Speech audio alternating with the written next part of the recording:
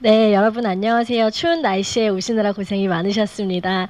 오늘 날씨가 급작스럽게 이렇게 흉폭해진 덕에 오늘 좀 가족적인 분위기에서 북한 인권에 대해서 이야기를 나눠볼 수 있을 것 같습니다.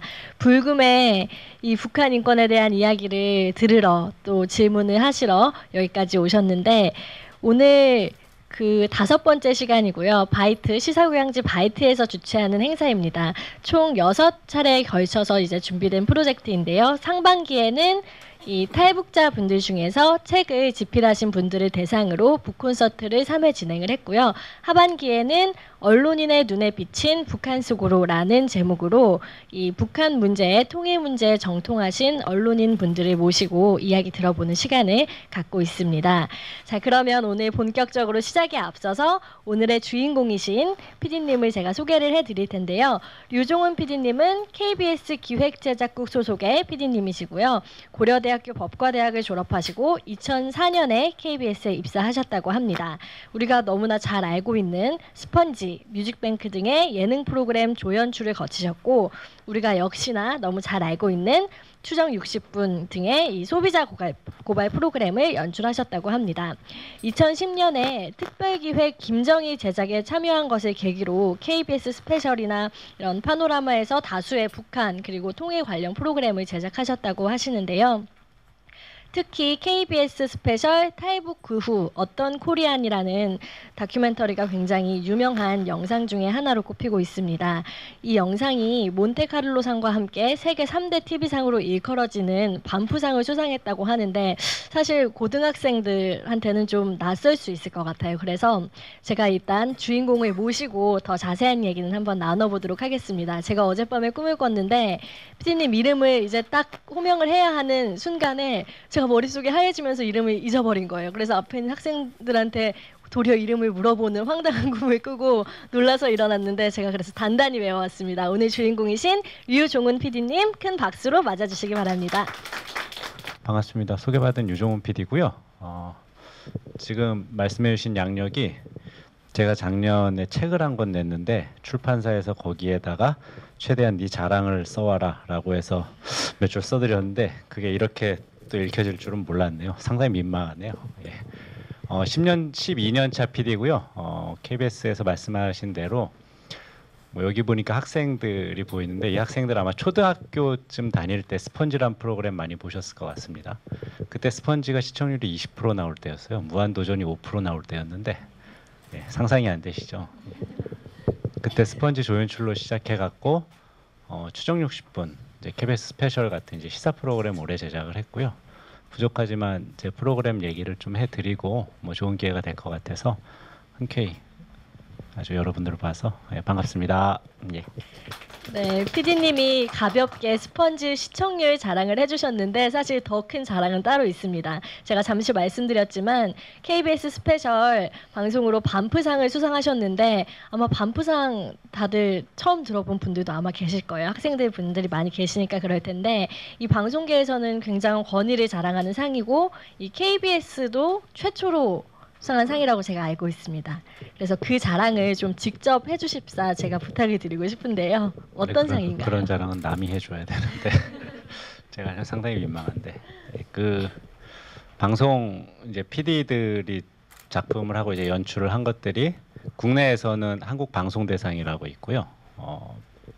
그래서 거기에 매년 1회 열립니다. 9월달에 방송의 날 때 시상을 하고 그리고 해외에도 이제 그런 종류의 상들이 많이 있습니다. 근데 이제 글로벌리한 상, 그러니까 국제적인 시상식이 꽤 여러 개가 있어요. 꽤 여러 개가 있는데 저희가 뭐 그 상마다 다 특색이 있고 권위를 전부 다 부여를 하는데 그 중에서 이제 저희 현업하는 PD나 기자들이 이 정도면은 굉장히 주요한 국제상이다라고 꼽는 상들이 몇 개 있어요. 아마 여러분들도 잘 아시는 에미상, 예, 에미상 이름 들어보셨을 것 같고요. 몬테카를로상, 뭐 이탈리아상, 그리고 이제 반프상은 정식 명칭은 반프 월드 미디어 페스티벌이고요. 캐나다 반프라는 데서 반프라는 데가 도시 이름입니다. 도시 이름이고 거기서 1년에 한 번씩 개최되는데 올해로 거의 한 40년쯤 됐을 거예요. 근데 이제 굉장히 운 좋게 예, 후보에 올라서 굉장히 운 좋게 수상을 했죠. 제가 작품을 잘해서 수상을 한 것 같지는 않고요.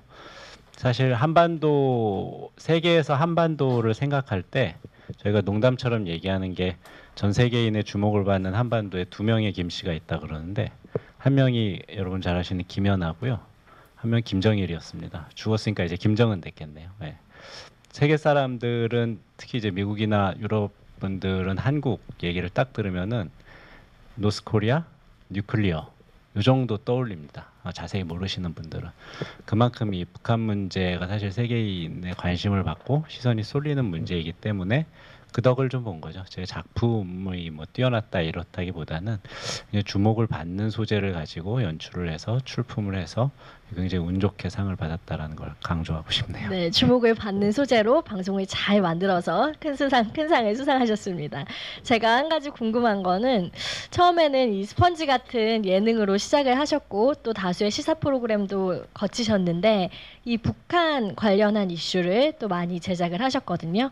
근데 이 북한이라는 주제가 사실 그렇게 재미나고 아주 말랑말랑한 주제가 아니기 때문에 방송하시는 분들이든 글을 쓰시는 분들이든 제 주변에 계시는 분들도 처음부터 북한 이슈를 하겠다고 마음을 먹고 시작하는 분들은 많지 않으시더라고요. 근데 어떤 계기를 통해서 이런 북한 이슈에 관련을 갖고 그쪽에 저희 발을 들여놓게 되는 일들이 있다고 하는데 이 류종원 PD님께서는 어떻게 북한 이슈에 그 무시무시한 주제에 발을 들이게 되셨는지 궁금합니다.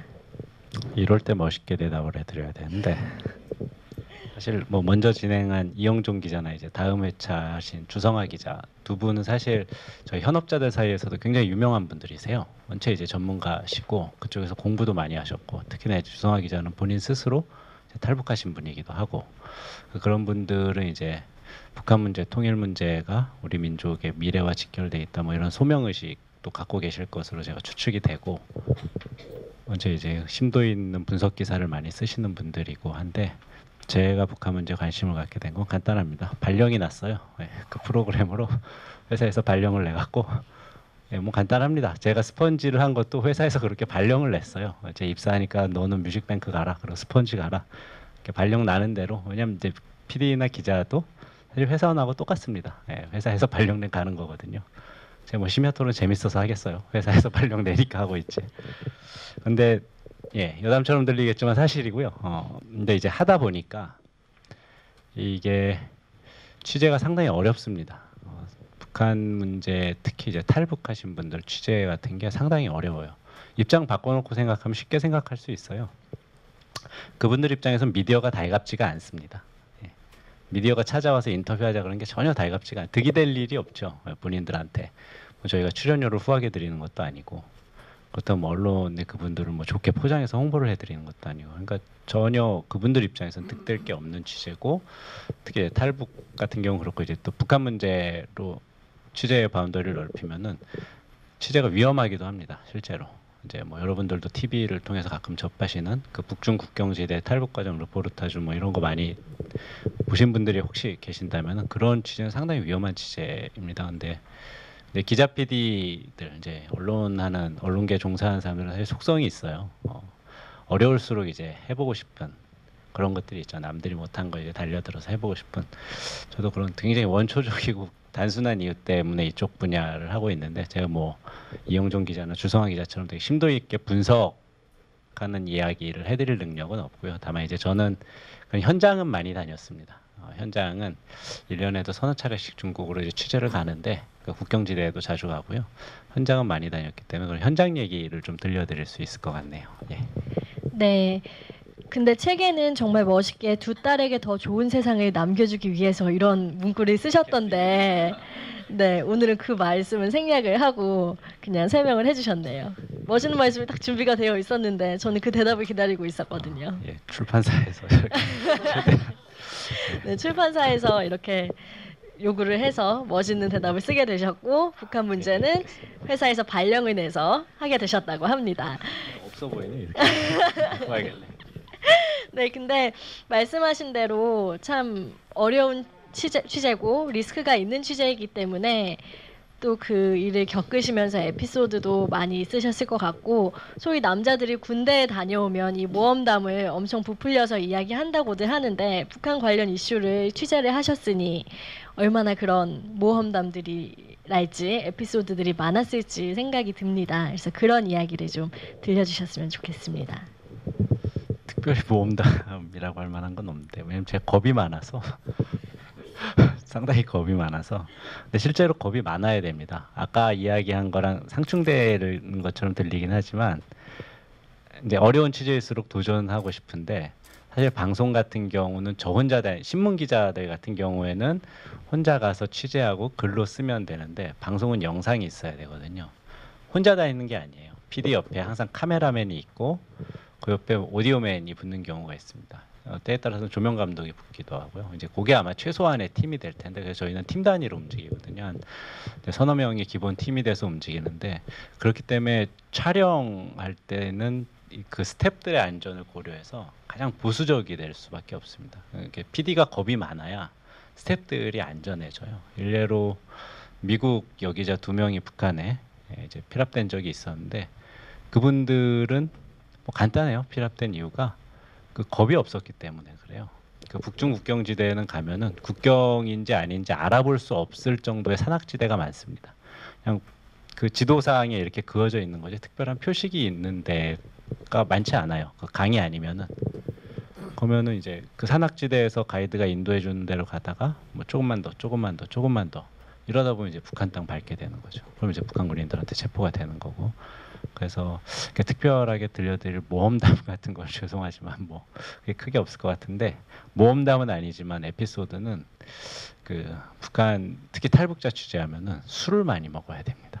제가 술이 되게 약한데 북한 남자분들 탈북 제가 딱 이렇게 계량화하고 딱 표준화할 수 있는지는 모르겠는데 제가 만났던 탈북자들은 술들을 그렇게 많이 드세요. 술 엄청나게들 드십니다. 예.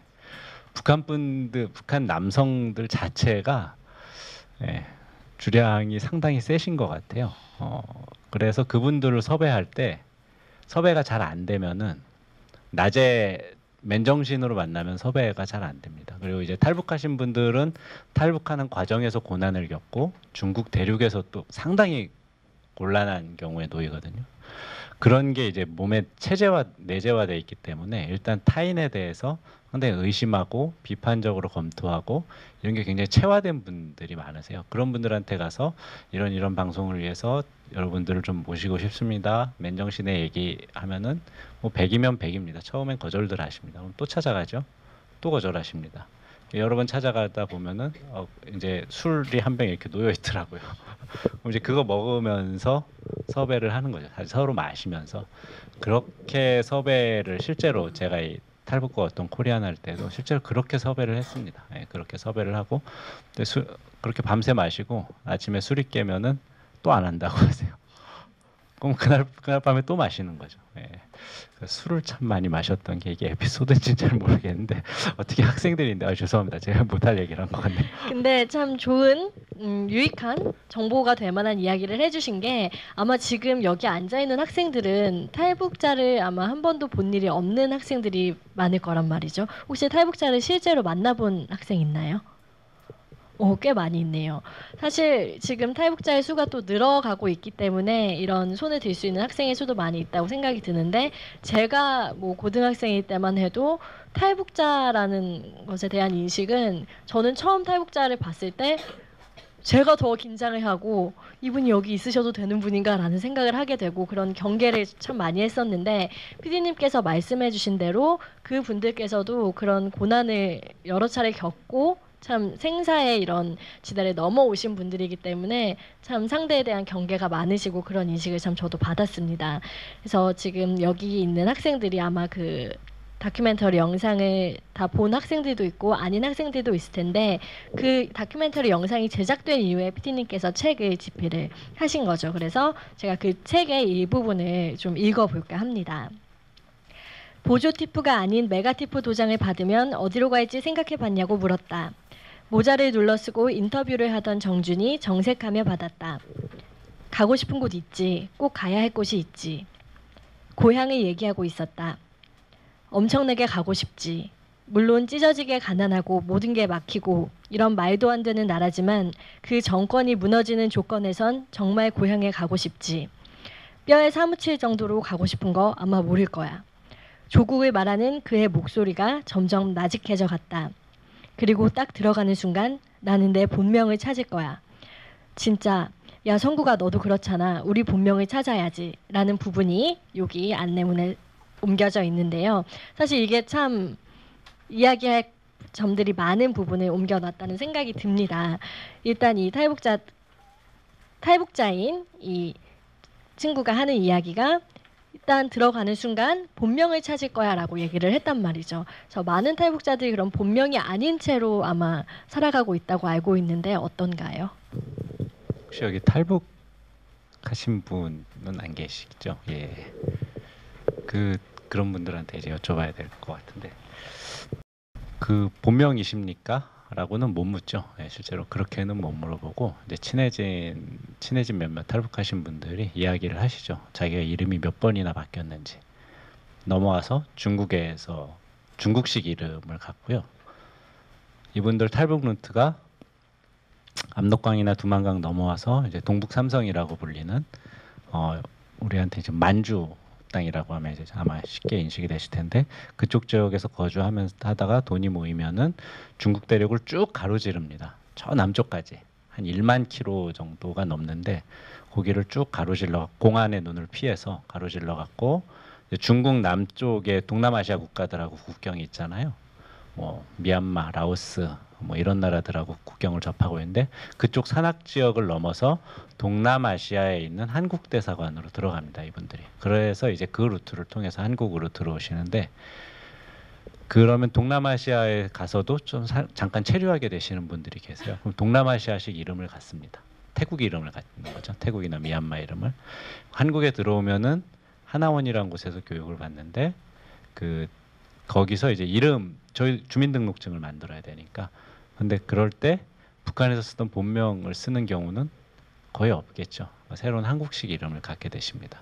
그러고 나와서 이분들 중에서 제가 취재한 거는 그런 분들 중에서 한국 사회에 적응을 못하고 다시 해외로 가는 분들이 계시는데 뭐 영국이나 미국이나 이런 데로 가시는 분들이 계시거든요. 그런 분들은 영국이나 미국에 가면 또 그쪽 이름을 또 갖습니다. 영어식 이름을 갖게 되겠죠. 이름을 한 5개 나라 말로 갖는 분들을 제가 이제 만나본 거죠. 유럽이나 미국에 가서. 그게 딱 그분들의 상황을 가장 잘 표현하고 있는 것이 아닌가 그런 생각이 좀 드네요. 네, 사실 이름이라는 게 우리 정체성인데 이름이 2개도 아니고 뭐 예를 들면 본명이 있는 채로 필명을 쓴다거나 이름을 한번 개명을 해서 쓴다거나가 아니라 옮기면서 또 그곳에 적응하면서 새로운 이름을 갖게 되면서 거의 5개 정도의 이름까지도 갖게 된다고 말씀을 해주셨는데요.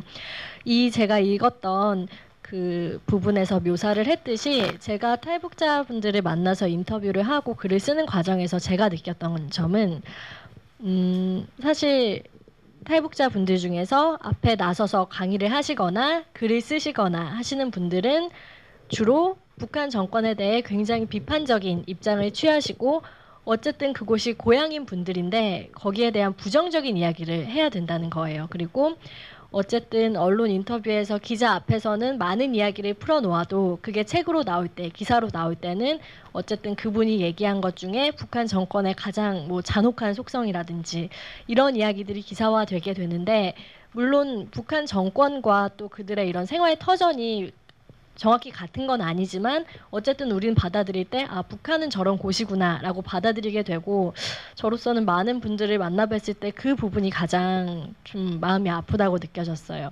고향이라는 주제에 대해서는 여러분들도 뭐 문학 시간에 고향을 소재로 한 많은 시들이 있고 소설이 있고 작품이 있고 고향에 대한 그리움은 누구든 굉장히 당당하게 드러낼 수 있는 것이고 또 그게 누구에게나 공감을 받을 수 있는 그런 소재 중에 하나인데 이분들은 사실 고향으로 돌아가고 싶다는 당연한 이야기를 하면 탈북자들은 오히려 주변의 사람들은 그냥 무심하게 그런데 왜 돌아가고 싶어? 지금이 좋잖아. 너 행복한 거 아니야?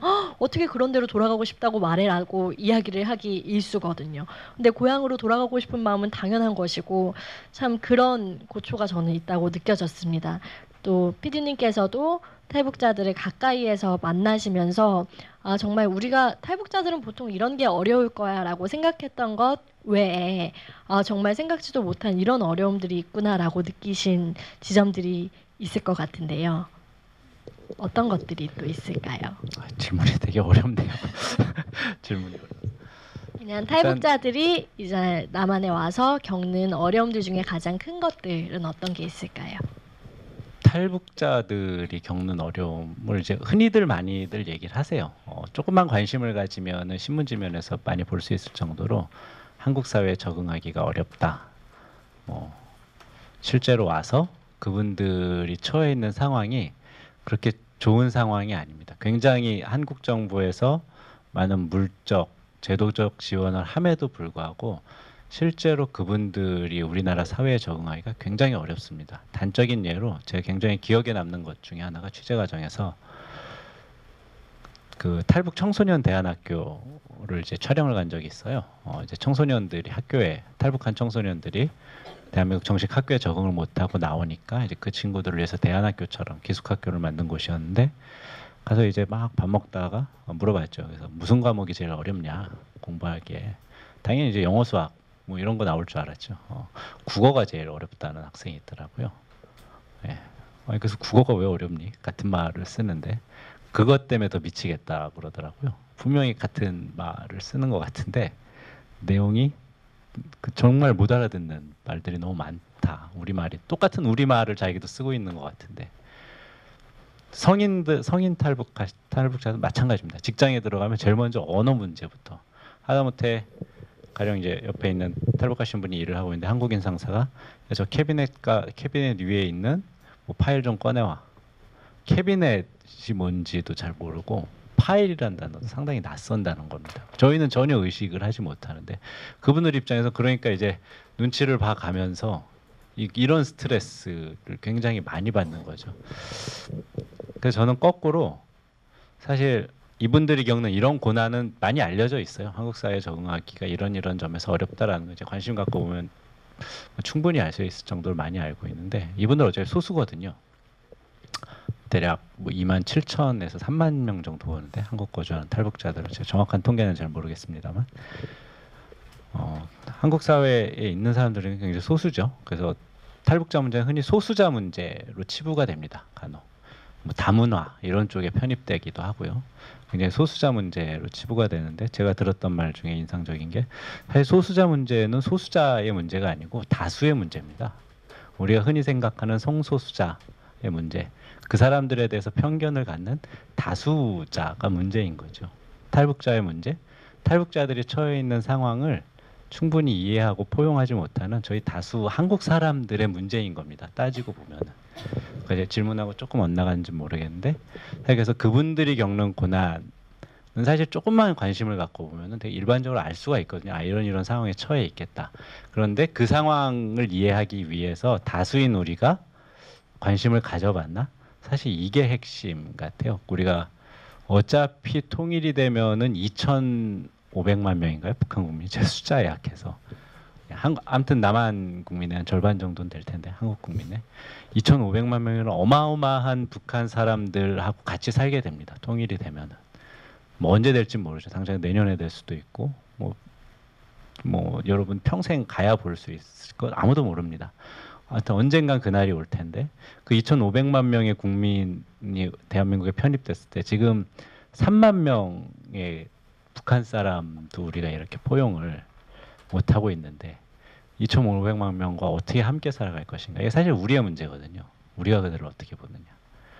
탈북자들이 어떤 고난을 겪고 있느냐라는 질문에 대한 답은 우리가 그들이 겪고 있는 고난에 대해서 얼마만큼 관심이 있었지? 이렇게 다소 좀 엉뚱한 대답을 해드리는 게 사실 맞는 것 같습니다. 네, 저희가 북한 주민을 우리가